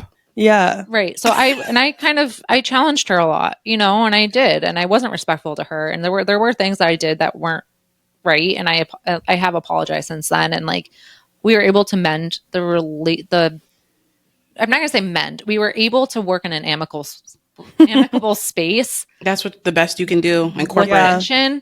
But, and when the time was up, I just, I wrote her a note and I said, I know this was tough but we've learned a lot. The little side I didn't say was that at the sake of my mental health, but we both learned a lot and grew as people. And I hope that she learned something from the situation. And I know the company has, because once there were a few things that happened with the mental health and it could have gotten really messy. Yeah. And it didn't, but that's why I'm a very big advocate of it. Is I think, we need to be talking about mental health more and not just, okay, well, let's talk about mental health. Like, this is how you identify if a colleague, like this is like a structure we can set up in a safe space that you can go to a colleague and let them know that you're struggling with something, personal, because mental health is deeply personal, but it affects how you show up every day in your space.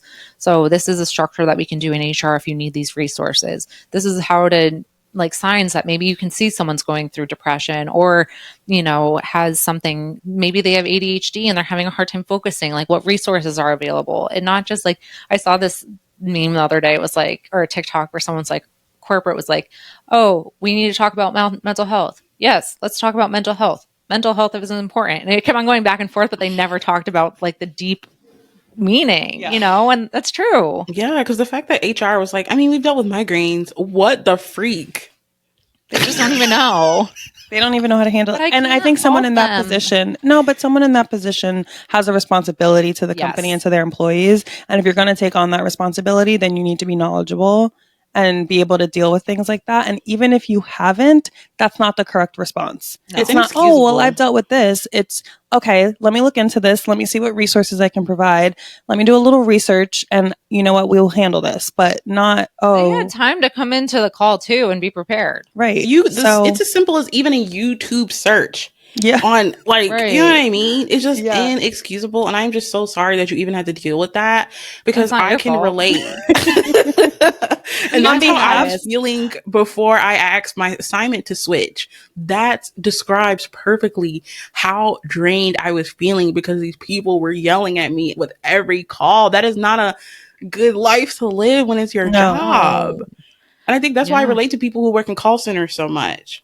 Yeah. Oof. My brother worked, and he had to take a lot of calls. He was in financial advisement, and he would be like, the calls I get, sometimes they are mad at him. And he's like, well, sir, I can't help you with that. That's not what I'm tasked to do, and that's not what I'm allowed to do. And sometimes with older people, and that is draining, I had a lot of moments where I had to be like, sir, if you don't stop cursing at me, I'm gonna have to disconnect this call. Oh my God. Wow. Type of moment. And my manager was like, you're okay to say that. That's actually crazy though, because it's from what I've heard, unless there was like another side, you were just calling people to tell them not to eat before their appointments? Yeah. What? I'll eat my fucking frosted flakes. You telling me I can't my freaking cereal? God damn it! We get them gum, no gum. I can't chew gum. Like, girl, that's crazy. Do you want the surgery? Yeah, or like, not? do you want to come in? And to make it worse, these were all cancer patients. Oh no! This specific exam, you had to have a positive cancer diagnosis. Misplaced anger. Yeah, I think it was. Dealing with a lot, and a lot of them would also just be like mentally unwell, obviously from the diagnosis, because I'd be losing my mind too. One of them was crying like, "Oh, I'm only 24 and I'm diagnosed with breast cancer. No. I don't know what to do." So it's like, girl, this is traumatic. Yeah. That's so trauma. when you described how you were feeling, for me, I was in the shower ready to just be like, what do I do? Because it was way too mentally exhausting. Then on top of that, it was just hitting too close to home because then my mom had got diagnosed with breast cancer. And then like 3 years later or something like that, my dad got diagnosed with prostate cancer. And it's like, girl, I'm trying to figure out my mom and my dad's journey, then trying to help people navigate theirs. It was like, oh my God, It was too much. And so for them to to a certain extent, I do get why they were so angry. That is a very traumatic situation. But to yell at me because you have to not eat before a scan that's going to tell you if your cancer is still there or not, it feels like, why am I the bad guy? Yeah, you're not. I think they definitely had some like unresolved feelings about it, and they were like taking it out on you a little bit. Yes. And like someone could probably do that job and like not be as affected. Like maybe someone who doesn't have anxiety. It sounds like maybe you have like some empath qualities too. Yeah. Where you just like take on other people's emotions and you feel it later on. And sorry. And for you, like that just wasn't the job, but someone else could probably do it and not be affected by it. I wouldn't be able to do it either. I'm the same as you. Yeah. And Tori probably wouldn't either. Like, I could do it. I did have a coworker. I don't think you could. I used to envy her, like in a good way, because even though she had like lots of trauma, I think that's what made her so like able to handle it, because like she had 2 sons that were like twins. They were born premature. One of them passed. And she was just like somehow always so vibrant and so bubbly. And when she would have like calls and people would yell at her, like she would just literally laugh and like scoff at it. And I think it's kind of just like, you think you could be mean to me? No, I'm already depressed. And she had a different way of handling it, which I applaud, because sometimes when you have like trauma or you have anxiety, there's 2 different ways you can go. Either you just can't handle it and you're too empathetic, or either like nothing phases you. And I think she was on that side where nothing phased her. So she was able to handle it perfectly fine. But me, not that these are the same things, but when you do something hard like that, like, I mean, she went through something very traumatic and life-changing, and that kind of probably grounds her day to day and how she looks at life and her perspective. In the workplace now, I will say that I've gone through this kind of period of being challenged using my voice. I'm not afraid to use my voice anymore. It's like I have absolutely been like, I've witnessed everything wrong in standing up for myself, and I still survived it. So now I'm not afraid. I will speak out like when I think something's right, when I think something's wrong, and I will just continue to do it, because at the end of the day, either they want me to work there or they don't. Yep, I agree. Wholeheartedly. I think this brings us back down to our last segment here, where we just talk about like different tips on how to keep that positive environment when it comes to your mental health, because we've talked about how like we quite literally have struggled, but what is it that we did to help us feel the balance of it all? Mine was quitting that job. Good for you. Like even through that traumatic experience, I stayed with this job. I think that like is a screw on loose on my end, but like, no, good for you. I wish I did that. I feel like we both stayed in that position too long. What did you do when you genuinely, what did you do when you quit? Oh, sweetie, I already had another job lined up. Good for you. I was leaving that job and going to interviews for the other one. Okay. And I'm like, I have a doctor's appointment. You're like, kind of doctor's appointment. That's always the line. It's like, I have a dentist doctor's appointment. Yeah. Like, but then when I really do, I'm like, no, I really do. Yeah. No, yeah. See, I just During had a cavity. That time, I literally said I had to go to the dentist, but in reality, it was an interview for the other job. So then once it was time for me to quit, I was like, bye. And I had already had my start date lined up 3 weeks after because I'm like, I need a break. Yeah. Good for you. See, like, I wanted to quit with nothing lined up. Which I really struggled with. And I sometimes I'm like, I should have done it, but like, it's really hard, when we're faced with everything, it's like, then goes healthcare and you're like, Cobra's expensive and you can't just quit as easily as you think you should be able to. Yeah. Right. And during that time, it was easier for me because I was still in my mom's insurance during that era. But now that is a good point. Like, if you are going to do this and you feel like your solution for work-life balance or, when you're struggling is to quit, yeah, it probably is a better idea to have something else lined up for the sake of health insurances now. Because it's like, man, like my first 2 jobs I had, like I literally just no call, no show, didn't have anything as a backup. But you have that luxury when you're young. But when you're older and you have like health insurance and all the other kind of stuff, you do need to have something lined up ideally. And bills that you need to pay and rent and mortgage and exactly dogs.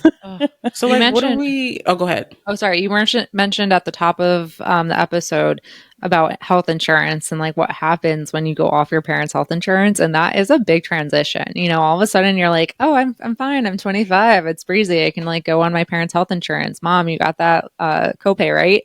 But then it's like, when you all of a sudden are an adult and you are like paying your health insurance, making sure you're making the right decisions for your health is like super like stressful for some reason. Choosing the plan alone, I'm like, do I go with the high deductible plan or the low? I don't freaking know. I first of all even had to learn the terms. I was like, what's a premium? What's a deductible? Like I had to go through so many like little courses and workshops that they did to even understand the terminology to get to a place where I feel informed about making a decision.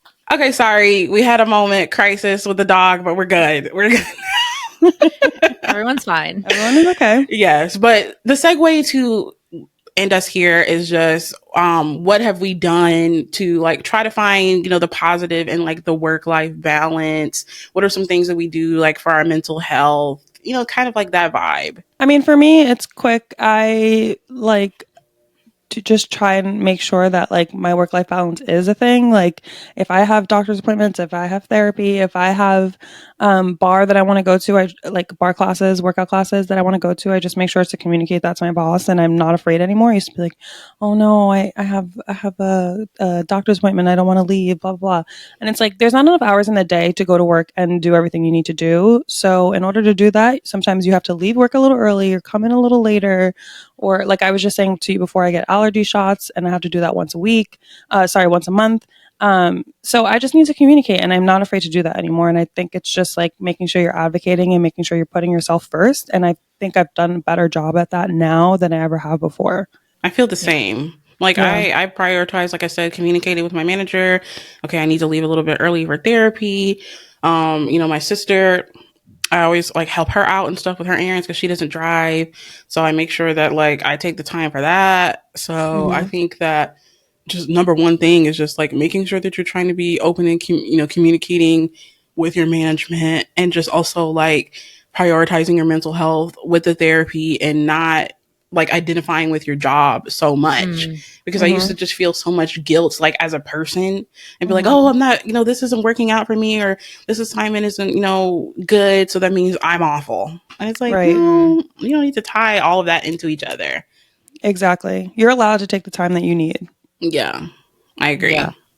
I think for me, it's understanding that like I want to work to live and not live to work. Yes. I used to be a big workaholic. Like and especially during COVID, I didn't know how to turn off. Like I was working 7 a.m. until 11 p.m. and just on a cycle. And I really did not, I was very burnt out. So to help me with burnout, I think I've been more physically active and like leaning into the things that do make me happy, making sure for me, I love exercise. So really figuring out an exercise plan that works in my schedule, taking care of myself, making sure that like I am able to socialize when I feel up to it, not all the time. Like I think in general, just not feeling burnt out is really important. And as you both mentioned, communication is key. If you're not communicating these things, it's not going to help you get what you want out of your work life, and also, like, you know, achieve the balance that you want that works for your life. Totally. Yes. Well, don't be a workaholic. Don't. Exactly. Do but not. If you want to be, own it. Like, honestly, no, it works for some people, but we're just saying in this conversation for us, it's not it. But the human experience of journey. I feel like no matter if you are, even then, you still gotta no matter who you are, you gotta try to find the balance. Whether you like working or not, you still can't go like OD with it. Like, yeah. I mean, you find out what type of worker you want to be. Like, I thought I wanted to be that C-suite level person, and I'm just like, I'd rather not. Now that I've seen kind of what that sacrifice looks like on the other side, you know, and some people want that. They're like, I would rather grind and get that because there's other things that I want in life. Maybe it's like more aspirational, like certain salaries and dollar amounts, but like it's very personal and individual of like what type of life you want for yourself, you know? Totally. Yeah, I agree. Because I thought that I was just going to be the same way. Oh, I want to climb up the corporate ladder. You know, so many people said that, like, oh, you'd be good in a leadership position. So I'm thinking that's what I wanted. But then I realized, like, that's just not for me. I don't want to have to tell anybody to do nan. Okay. Like, I want to be in charge of me, my assignments, my life, and then keep it pushing. But that's just, you know, like you said, it's individualized. If you want that, then that's okay. But if you don't, everyone, that's okay too. That's okay too. I still haven't decided. The verdict is out, so we'll see. I know, I flip-flop. I don't know. Like, some days I'm like, yes, bitch, you're going to be a VP, like, get it. And then other days I'm like, I can go back to being an assistant, honestly. Literally. You're like, I want a girl boss today. I think totally it's like your cycle. You know, like sometimes you're like, I'm super motivated. Like, let's go run this. Like, who runs the world? And then it's like, not me. Yeah, it's like I don't run the world. Can do it. Right. You know? Beyonce, where are you at? No, literally. But it's like, no matter what side of the coin you're on, like, that's okay. If you're in the mood and you want to do it, fine. But then if you're like, ooh, actually, never mind, that's fine too. So follow your heart. Exactly. I think that's what we're trying to say here. Go after what you want. Don't be afraid to speak up. Corporate life can be, you know, really daunting. Just being like, having a job, period, and being responsible for yourself and others and eventually, you know, your family and stuff like that is overwhelming. But take it day by day, you know, take your time, know yourself, and prioritize yourself and your mental health, I feel like is what we're all kind of trying to say here. So Yes, exactly. Yes. You wrapped it up perfectly. Perfect. Yes. Well, thank you guys so much for joining me. This was a blast. I had so much fun talking to you guys, and I really hope that the audience has resonated with, you know, anything that we may have talked about. Like I said, if you're going into corporate, if you've already been into corporate, you know, we need to be united here when it comes to the stand front. Don't be like Tori's manager and be a hater, okay? If you have a girlie in your office and you see she's struggling, take her hand and be there for her. Because being a woman in the work hard enough force is hard enough. Well, that was loud. That was like loud. She's like, it's so hard. It's so hard. Screamed in my ear. Yes. Where can the people find you? They can find us. They can find our podcast, Glad We Talked, on Spotify, Apple Podcast, YouTube, iHeart, everywhere. We're everywhere. We're glad to be everywhere. Yes. And they can follow us on Instagram and TikTok at Glad We Talked Podcast. And I can't say that part. Right. I just like hopped right into the ending of ours. Like, she's usually like, well, tell them to review this episode. I'm like, oh yeah, and give a review to A Little Bit a Lot. We like to say 5 stars. And if you go listen to ours, give us a review as well. Yes, because we're some 5-star chicks. Word to Yo Gotti and Nicki Minaj. Yeah. Love that. So yes, make sure you guys like, comment, and subscribe on both of our YouTubes because both of our shows are on YouTube. Like you said, Spotify, follow it. Rate that 5 stars. Apple, rate that 5 stars. Leave a review on both of our podcasts. We will be doing a swap soon, so you guys will see me on the Glad We Talked platform as well. Can't wait. Coming up. So again, thank you guys for coming on. Make sure you guys follow, and we will see you next week. Bye. So glad we talked. Yes. Bye. Phone calls, I make rich look richer. Save your breath, baby, I'm not going home with y'all.